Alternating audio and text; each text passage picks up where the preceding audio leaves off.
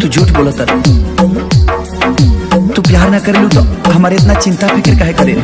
देखा जोरा के तू प्यार समझता रो, वो प्यार ना एगो लगा होगा। और तू हमरा पसंद नहीं, तुम्हार हरकत पसंद था।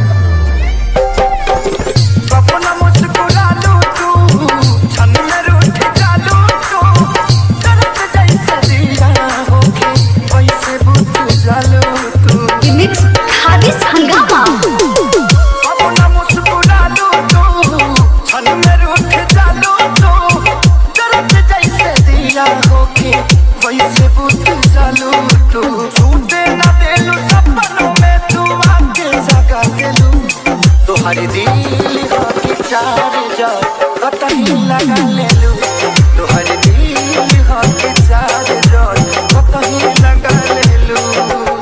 चुप, एकदम चुप, बेशरम। हम पूछे तानी तू के हवा बीच में बोले वाला, हमार बीच में आवे वाला, वो हमार होखे वाला मर्द हवे। वो चाहे हमरा के मारी काटी पीटी कुछो करे, तू के हवा बोले वाला? हाँ, हम तोहरा से प्यार करीले। दूर हटा हमरा से।